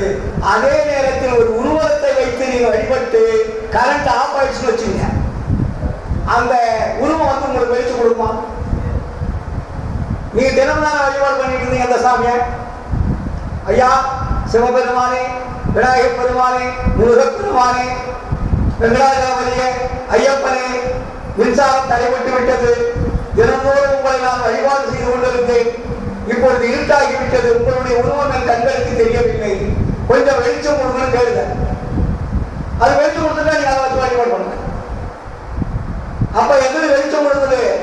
வள்ளலார் வைத்த அந்த விளக்கு தான் வெளிச்சம் கொடுக்கும். வெளிச்சம் வந்தால் இருள் தன்னுள் வாங்கிக் கொள்ளும். நிறைய விஷயங்கள் இருக்கு. இப்ப இருள் வெளிச்சம் வந்தோடனே இருள் எங்கே போயிடுச்சுன்னு சொல்லுவான். இருள் எங்கேயுமே போகாது. வெளிச்சத்துக்குள் இருள் உள்ளே அடங்கி விட்டது. இருள் வெளியெல்லாம் போகாது. வெளிச்சம் வந்தோடனே இருள் கொஞ்சம் கொஞ்சமா வெளியே போதா? பாத்தீங்களா எங்கேயாவது? வெளிச்சம் வந்தால் அந்த செகண்ட்ல இருள் அது உள்ளே அடங்கிக் கொள்ளும். அதே போலதான் அருட்பெருஞ்சோதி ஆண்டவர் வந்து விட்டார். உங்களுடைய இருள், உடம்பினுடைய இருள், மனம் என்ற இருள், எல்லா இருளும் அதுக்குள்ள போய் அடங்கி. ஆன்மா இல்லை என்றால் உடம்பு இல்லை, இல்லையா? நீ ஆன்மா இல்லாத ஜீவனை வைத்துக் கொண்டோ, மனம், புத்தி, சித்த, அகங்காரம் வைத்துக் கொண்டோ இந்த காலம் இருக்குமா பாடி? அப்ப பாடி இயங்குவதற்கு எது முதல் பொருளாக இருக்கிறது என்றால் அதுதான் ஆன்மா. அதுக்கு பேர் உள்ளொளின்னு வச்சாரு. ஆன்மா என்பது கூட வடை சொற்கள், வடமொழி சொற்கள் பேரு. ஆத்மா ஆன்மானவங்க இப்ப நம்ம ஆன்மான்றோம். ஆனா வள்ளலார் அதுக்கு கடைசியில் என்ன சொல்றாரு? உள்ளொளி. உள்ளொளி ஓங்கிட, உள்வொளி விளங்கிட, வெள்ளொளி காட்டிய மெய் அருட்கடல். அப்ப அந்த உள்ளொளி என்பது தான் புறத்திலே வைக்கக்கூடிய இந்த விளக்கு.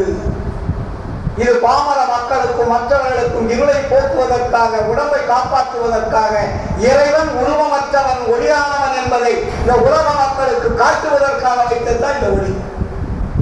அதனாலதான் இது கூட ஒரு ஜீவராக வச்சார். கண்ணாடி விளக்குன்னாரு. வள்ளலாரே எழுதுறது. நம்ம வச்ச கண்ணாடி இல்ல. கண்ணாடி விளக்கு வைத்தல் வேண்டும் எழுதுறாரு ஞான சபைக்குள்ள. அப்ப கண்ணாடி விளக்கு ஏன் வச்சாரு? இது நம்ம சிந்திச்சோமா? அந்த விளக்குக்குள்ள ஒரு ஜீவகாரணம் இருக்கு. இது கண்ணாடி விளக்கு வச்சுட்டீங்களே, நீங்க வெறும் வாப்பனா வைக்க விளக்க எத்தனை பூச்சார்கள் சாப்பிட தெரியுமா?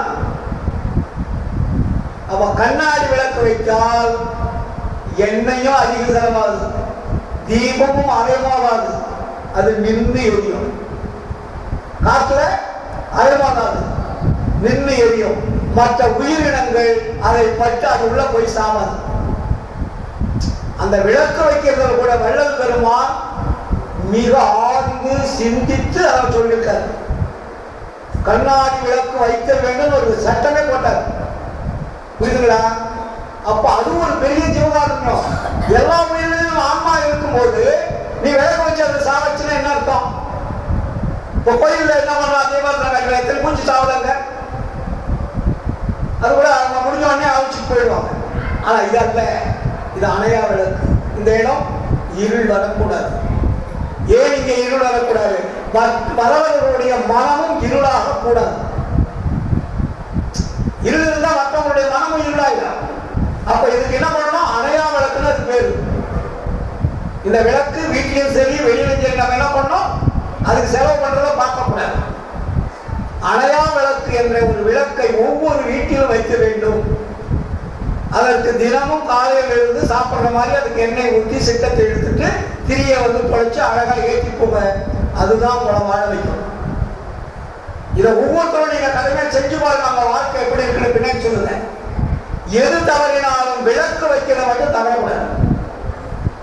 காலையில இருந்து சொன்ன நம்ம குழந்தைகளை அப்படி சொல்லிக் கொடுங்க, மனைவி சொல்லிக் கொடுங்க, எல்லாரும் சொல்லி எங்கேயும் போய் வணங்க வேண்டாம். விளக்கு ஏற்றி வச்சுட்டு போய் வேலைக்கு போறீங்களா ஒரு கூடு போட்டு போங்க. நாளைக்கு வேலை எப்படி நடக்குதுன்னு பாருங்க. அசட்டு இருக்கக்கூடாது. இதெல்லாம் வள்ளலார் வகுத்து தந்த சிம்பிள் மேட்ரு. இதையே நம்ம ஒழுங்குபடுத்தாம நம்மளால பெருவாழ் வரணும் எப்படி சார் முடியும்? ஒரு ஒழுக்கம் இல்லை. அவர் சொன்ன சின்ன சின்ன முறைகளை கடைபிடிக்கல, இல்ல சின்ன சின்ன வழிபாட்டு முறைகளை கடைபிடிக்கல, மற்றவர்கிட்ட அன்பா பேசுவதற்கு தெரியல, எதுக்கெடுத்தாலும் கோபம் வந்துடுது. இப்ப இது மாதிரி இந்த குணாதிசயங்கள் சன்மார்க்கத்தில் இருக்கலாமா? தயவுடையோர் எல்லோரும் சன்மார்க்க சங்கத்தவரும் நல்லா சொல்லிட்டார். சன்மார்க்கத்தவர்கள் எப்படி இருக்கணும்? தயவு இருக்கணும், அன்பு இருக்கணும், கருணை இருக்கணும். தயவு, அன்பு, கருணை. கருணை ஒன்றே வடிவாகி பிறருக்கு அளித்த கடும் துயர் அச்சமாதிகளை தவிர்க்கும் நல் நலம்தான் நல்குதல் எனக்கு இச்சைதான் என்றார். அப்ப கருணையினுடைய வடிவமாக நாம் வாழ்கின்ற பொழுதுதான் இறைவன் என்ன தன்மையுடையவன்? கருணை தன்மையுடையவன். என்ன படிக்கிறீங்க? தனிப்பெருந்தருணை எது பேர் வச்சாரு? அருட்பெருஞ்சோதி, அருட்பெருஞ்சோதி, தனிப்பெருந்தருணை, அருட்பெருஞ்சோதி. அப்ப தனிப்பெருந்தருணையாக இருக்கக்கூடிய இறைவனை தொடர்பு கொள்ள வேண்டுமானால் நாம் எப்படி இருக்கணும்? கருணை உணர்வு. அதோடைய கேரக்டர் நீங்க மாறினாதான் அங்க போக முடியும். அது என்ன தன்மை? அந்த தன்மைக்கு நம்மளை மாற்றிக்கணும். அப்ப நம்மகிட்ட என்ன இருக்கு? கருணை வேணும் இல்லைங்களா? கருணை தான் என்னை யாராவது ஏற்றி வைத்ததுன்னு வருகிறார். வேற என்ன என்னை ஏற்றி வைக்கவில்லை. அன்பு, தயவு, கருணைதான் என்னை ஏற்றி விட்டது. நான் பாடிய பாடல்களோ, நான் வழங்கிய தெய்வங்களோ, நான் வழிபட்ட உருவங்களோ என்னை ஏற்றி வைக்கவில்லை. என்னை ஏற்றி வைத்தது அதனில் கருணை, அன்பு, தயவு. அதே போல நீங்களும் கருணை, அன்பு, தயவு பெற வேண்டும். இது பெறுவதற்கு எது தடையாக இருக்கிறது? ஆச்சார சங்கல்பங்கள் தடையாக இருக்கு. தினமும் படிக்கிறோம். எது தடையாக இருக்குது? சுத்த சன்மார்க்கத்தில் முக்கிய தடைகள் போட்டாருங்க. அந்த தடைகளை தூக்கி எறியணும். தூக்கி எறியும் என்ற துணிச்சல் நமக்கு வரணும். பழங்காக வச்சாங்க, பெரியவங்க வச்சாங்க, அதெல்லாம் நம்ம விட முடியாது. அது பழக்கத்திலேயே வந்துருச்சுன்னா அவங்க நிலைமைதான் கொடுக்கும்.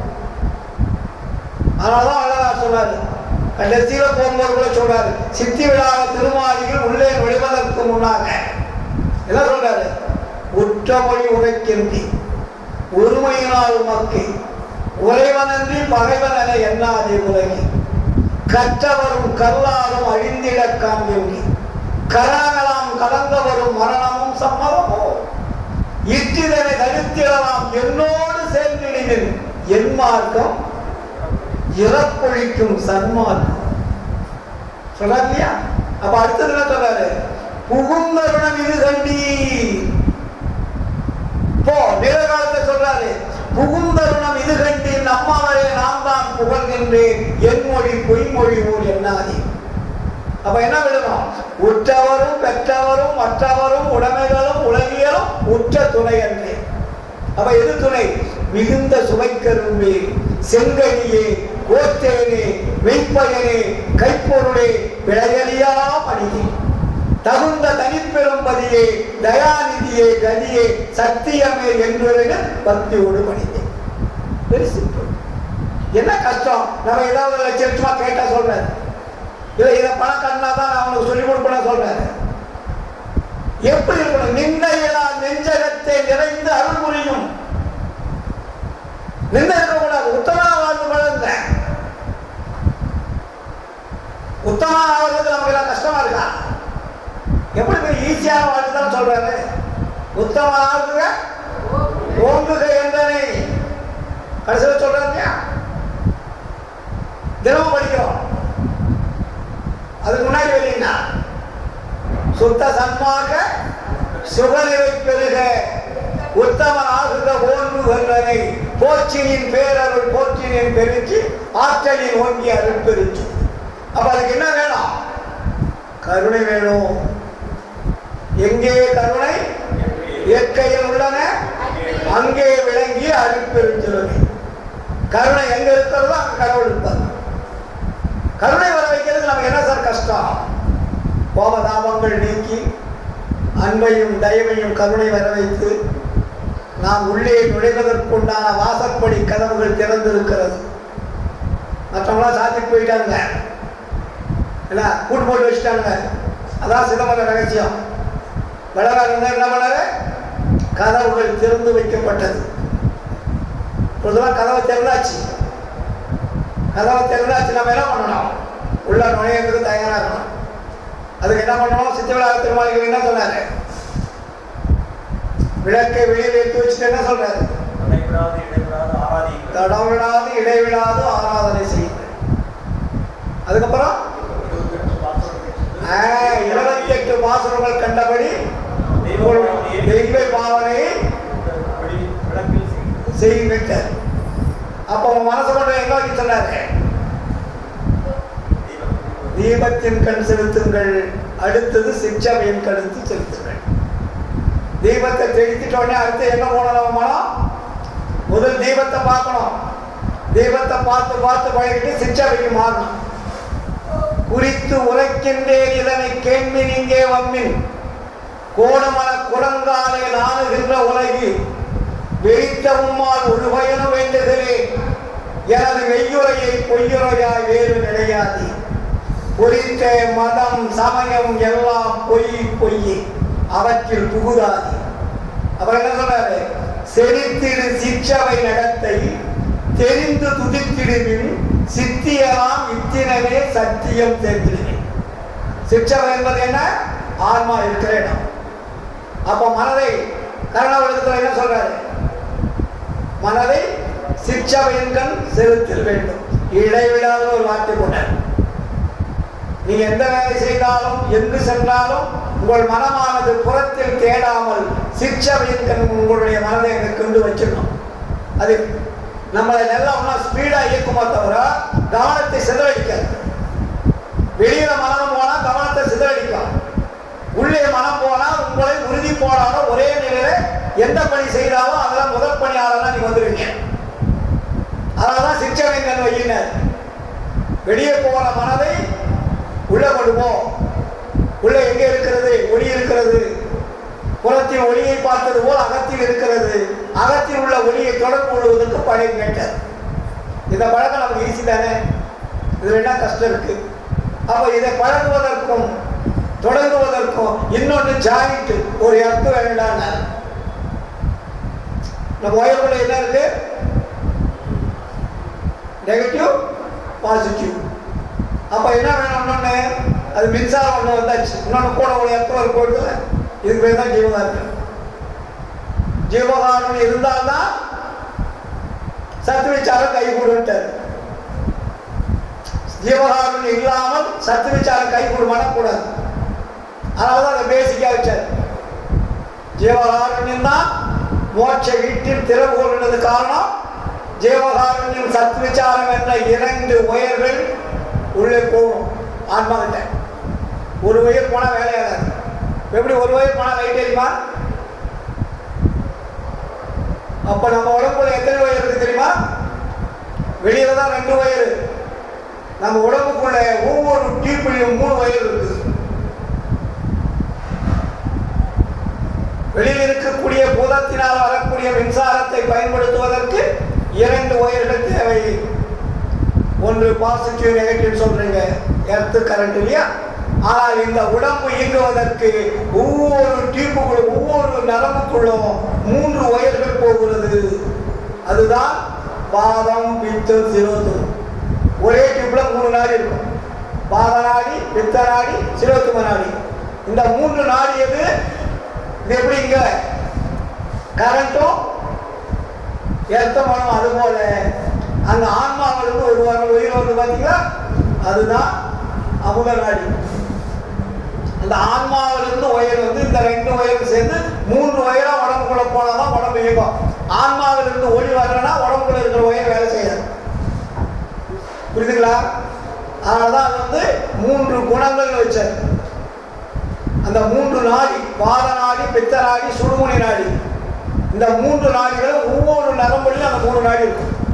3 லிங்க் இருக்கும். பார்த்தா ஒரு டீப்பா இருக்கு இல்லையா? எல்லா இடங்களிலும் நீக்கமர நிறைந்து எவ்வளவு ஒரு அழகான பாதையை கட்டிவிட்டு பாருங்க. இப்போ நீங்க சித்த மருத்துவத்தை பார்த்தீங்கன்னா வச்சு பார்ப்பாங்க. நானே பார்ப்பேன்.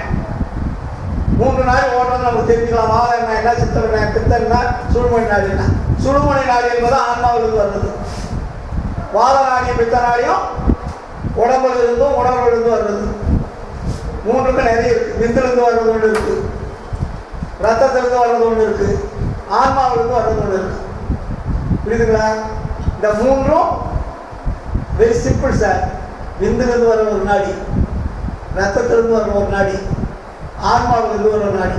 இதுக்கு போய் மலையை தோண்டி அடிச்சு பிடிச்சிருப்பான் நம்ம சமயவாதிகள். புரியாததெல்லாம் சொல்லியிருப்பான். அதனாலதான் விந்து விட்டவன் நொந்து விட்டான்னு சொல்றோம்ல. ரத்தம் உடம்பு பூரா போகுது. அப்ப விந்துனுடைய ஆற்றல் உடம்பு பூரா போகுது, ஆன்மாவனுடைய ஆற்றல் உடம்பு பூரா போகுது. இதை 3ம் சென்றால் தான் உடம்பு இயங்கும். இல்லாட்டி ஒண்ணு உயர் கட்டானாலும் உடம்பு போச்சு. புரியுதுங்களா? Very simple. இதுக்கு போய் ஒரு பெரிய தத்துவத்தை பிடிக்க வேண்டாம். அது எங்க வழியா போகுது? 6 ஆதாரத்தினுடைய வழியா போகுது. 6 ஜங்ஷன் நம்ம பாடிக்குள்ள வச்சிருக்காரு கடவுள். மூலாதாரம், சுவாதிஷ்டானம், மணிபூரமா, அனாதாரம், விசுத்தி, ஆக்னா. அந்த 6 ஜங்ஷன்ல பிரிக்கிற. ஏன்னா இடது பாகம் இடது பாகம் ஒரு டிரான்ஸ்ஃபர் பண்ணா எப்படி ஒயர் பிரிச்சு விடுறாங்க இல்லையா? அப்ப அந்த 3 சென்ட்ரல் பாயிண்ட் 6 டிரான்ஸ்ஃபார்ம் இருக்கு. 6 டிரான்ஸ்ஃபார்மும் 2 பாகமா பிரிக்குது. ஒன்று வந்து வலது பாகம், இன்னொன்று இடது பாகம். அப்ப வலது பாகத்துல ஒரு நாடி ஒர்க் பண்ணா என்ன பண்ணுது? கை எடுத்துக்கும். பிட்ஸ்ன்னு சொல்றோம்ல. ஐயோ வலது கால் வரல, வலது கை வரல. ஏன் வரல?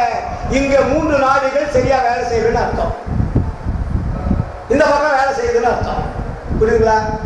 அப்போ இதை தான் நம்ம சமயவாதிகள் என்ன வச்சா 6 முகமும் 12 கையின்னு முருகனுக்கு வச்சுட்டான். 6 டிரான்ஸ்ஃபார்ம், 6 ஜங்ஷனுக்கு 6 முகம். 2ஆ பிரிப்பது 6 முகத்துக்கு 2 முகம் 2 வச்சா 12. 6 முகமும் 12 கையில வச்சா நம்ம சமயவாதிகள். விஷயம் இருக்கு சொல்லல. அப்ப 6 முகம், முகம் என்றால் என்ன? 6 சேர்வது ஒரு முகம். 6 முகம், 6 எல்லைகளை கடந்து ஒரு முகம் இருக்கு. அதுதான் தலைபாகம். அப்ப தலைபாகத்துல என்ன இருக்கு? அறிவு இருக்கு. அப்ப அறிவு எந்த வண்ணமாக இருக்கிறது? வேல் வண்ணமாக இருக்குதுன்னு அவன் போட்டான் வெளியே. முருகன் கையில் என்ன இருக்கு? வேல் இருக்கு. வேல் முனையில எப்படி இருக்கு? கூர்மையா இருக்கு. அது கீழே கொஞ்சம் அகன்று இருக்கும். அதுக்கப்புறம் என்ன வச்சிருக்கான்? ஆழமா வச்சிருப்பான். அப்ப மனிதனுக்கு அறிவு என்பது கூர்மையாக இருக்க வேண்டும், அது அகன்று இருக்க வேண்டும், அது ஆழமாக இருக்க வேண்டும். Very simple. அறிவு கூர்மையா இருந்தாலும் பத்தாது, அகன்று இருந்தாலும் பத்தாது, அது ஆழமாக இருக்கணும்னா அந்த அறிவானது எல்லாத்துக்கும் பயன்படக்கூடியதா இருக்கணும்.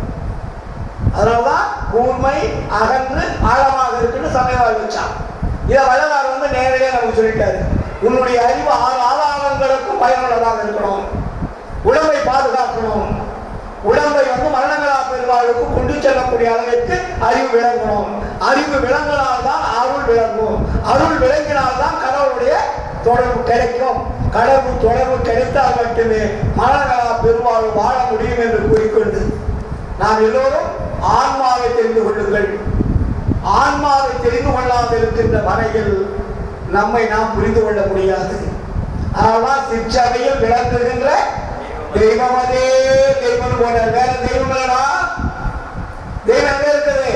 அருஜோதி தெய்வம் என ஆண்டு கொண்ட தெய்வம், அம்பாலத்தை ஆடுகின்ற ஆனந்த தெய்வம், பொருட்சாரும் மலைகளெல்லாம் போற்றுகின்ற தெய்வம், போராந்த தெய்வம், உயர் நாவாந்த தெய்வம். அது எப்படி இருக்கா? இருப்பாடு நீக்கி ஒளி ஈந்தருளும் தெய்வம், எண்ணியவான் எண்ணியவான் எமக்கருளும் தெய்வம், திருப்பாடல் உகந்தனையே சிவமாக்கும் தெய்வம். அது எதற்கு? சிற்சபையில் விளங்குகின்ற தெய்வம். அதே தெய்வம், வேற எந்த தெய்வம் கிடையாது. வெளியில் இருக்க தனிப்பெரும் தருணை என்ற தெய்வம் ஆன்மாவிலே அமர்ந்து கொண்டிருக்கிறார். அது கண்ணுக்கு தெரியாமல் இருக்கிறார்.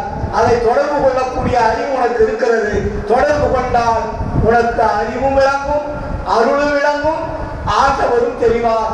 ஆண்டவர் தெரிந்தால் அவருடன் சேர்ந்து கொள்ளலாம். கணவன் தெரிந்தால் தான் சார் கொண்டாடி போய் படுக்க முடியும், ஜெனரலா சொன்னா. அதே மாதிரிதான் இது. கணவன் தெரியாமல் மனைவி எப்படி செல்வார்? எப்படி தேடுவாள்? கணவன் எங்கே மறந்து கொண்டு இருக்கிறார் என்றால் ஒரு மனைவி எப்படி தேட முடியும்? ஆனால் வள்ளலார் சொன்னார், இங்கே கணவன் மனைவி உறவு வேண்டும் ஆண்டவர் நினைக்கிறது. மற்ற உறவுகள் அங்க பொருந்தாதிட்டார். ஆனால் நாம் எல்லாம் ஆன்மாக்கள். இறைவன் ஆண்மகன், ஆணும் அல்ல பெண்ணும் அல்ல அழியும் அல்ல. நாம் எல்லாம் ஆணும் அல்ல பெண்ணும் அல்ல அழியும் அல்ல.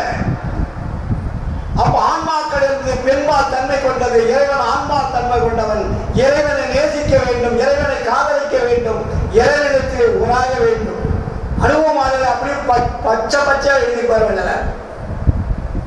காதல் கைநீறி போகின்றது, தாங்க முடியாது. என்னுடைய காதலை என்னால் அடக்க முடியவில்லை, இருக்க முடியவில்லை, என் செய்வேன் துடிப்பார். இறைவனை நேசிப்பதற்கு, இறைவனத்தை தொடர்பு கொள்வதற்கு, அருளை பெறுவதற்கு, அந்த அருளும் சுவையை அனுபவிப்பதற்கு ஏங்கி ஏங்கி தரித்து பெற்றவர்கள். அதே மாதிரி நாமோ பெற்றோமானால் சிற்றின்மன் என்பது சின்ன இன்பம், அது அழியக்கூடிய இன்பம். வள்ளலார் காட்டியது பேரின்பம். அது நிலைத்திருப்பது, பெருமை வாய்ந்தது, என்றும் அழியாதது, நிலைத்திருப்பது. அதுக்கு பேர்தான் பேரின்ப சித்தி பெருவாழ்வு கொண்டார். அப்ப அந்த பேரின்ப சித்தி பெருவாழ்வை பெறுவதற்கு நாம் வள்ளலார் சொல்லிய ஜீவகாருண்ய ஒழுக்கம், சத்து விசாரம், இந்த ரெண்டுக்குள்ள இந்த அருட்பாவுடைய சாரம் அத்தனையும் இருக்கு. இந்த ரெண்டு வழிதான் இது பூரா சொல்லுது. பாடல்கள் வேறாக இருக்கலாம், இடங்கள் வேறாக இருக்கலாம், பாடுகின்ற சூழல் வேறாக இருக்கலாம். எல்லாவற்றிற்கும் இரண்டு வழிதான். ஒன்று சத்து விசாரம், இன்னொன்று பரோபகாரம். இந்த ரெண்டும் இருந்தால் மட்டுமே நாம் மேல்நிலைக்கு செல்ல முடியும் என்று கூறிக்கொண்டு அடுத்ததாக வர அக்டோபர் 5, 6 சென்னை நகரிலே மிக பிரம்மாண்டமான மாநாடு நடத்திருக்கிறது. கலைவார அரங்கத்தில் அனைவரும் வந்து கலந்து கொள்ளுங்கள். வெளிநாட்டிலிருந்து மக்கள் வருகிறார்கள், பேச்சாளர் வருகிறார்கள். இந்த தமிழகத்திலே இருக்கக்கூடிய அரசியல்வாதிகளுக்கும் மற்றவர்களுக்கும் இன்னும் வள்ளலார் யார் என்பதை தெரியாமல் இருக்கின்ற காரணத்தினால் சில அரசியல்வாதிகள் எல்லாம் அழைத்து அவர்களுக்கு வள்ளலார் யார் என்பதை புகட்டுவதற்காக முதுநாள் அரசியல் தலைவர்கள் எல்லாம் வர வைக்கிறோம். அவங்க கிட்ட சேர்ந்துன்றதுக்காக, அவங்க உரையாடுறதுக்காக, அவங்க போய் தொண்டு செய்யறதுக்கு அல்ல. வள்ளலார் யார் என்பது இந்த தமிழ்நாட்டில் வாழக்கூடிய, இந்த தமிழ்நாட்டில் இருக்கக்கூடிய அரசியல் தலைவர்களும் ஆட்சியாளர்களும் இன்னும் வள்ளலார் யார் என்பதை தெரிந்து கொள்ளாமல் இருக்கிறார்கள். அவர்களுக்கு புரிய வைக்க வேண்டியதாக இருக்கிறது. அந்த கட்டாயத்தில் நாம் இருக்கிறோம். அப்படி உலகம் முழுவதும் பரவுவதற்குள்ளான ஒரு வேலைகளை செய்யக்கூடிய ஒரு மாநாடாக வள்ளலார் கொள்கைகளை உலகம் முழுவதும் விட்டு செல்லக்கூடிய நிலையில் இந்த மாநாடு சிறப்பாக நடைபெறப் போகிறது. அதற்காக என்னுடைய பணியும் கொஞ்சம் அதிகமாக இப்பொழுது செயல்பட்டு கொண்டிருக்கிறோம். இது வெளியே எப்படியே போதுன்னு விட்டோம். கடைசியில் வந்து எல்லாரும் சொல்லி, ஐயா நீங்கள் வந்தால் தான் இது வேலையாகும்னு சொல்லிட்டு என்னுடைய இல்லத்திற்கு வந்து அழைத்ததால் அந்த பொறுப்பை சிறமேற்கொண்டு இப்பொழுது செயலாற்றி கொண்டிருப்பதால் மக்கள் எல்லோரும் இப்பொழுது விழிப்புணர்வு அடைந்து விட்டார்கள். எல்லோரும் வருவதற்கு காத்திருக்கிறார்கள். நீங்களும் உங்களுடைய பணிகளை முடித்துக்கொண்டு கலைவாணர் அரங்கத்திற்கு வந்து மாநாடு சிறப்படைய நீங்களெல்லாம் உதவியாகவும் பாதுகாவலராகவும் சன்மார்க்க வீர் கொண்டு இழக்கக்கூடிய வீர செல்வங்களாக வர வேண்டும் என்று கூறிக்கொண்டு இந்த வாய்ப்பளித்த அத்தனை அன்புள்ளங்களுக்கும் மனமார்ந்த நன்றியை வாழ்த்துக்களை தெரிவித்துக் கொண்டு சிறிய உரையை நிறைவு செய்கிறேன். நன்றி, வணக்கம், வாழ்த்துக்கள்.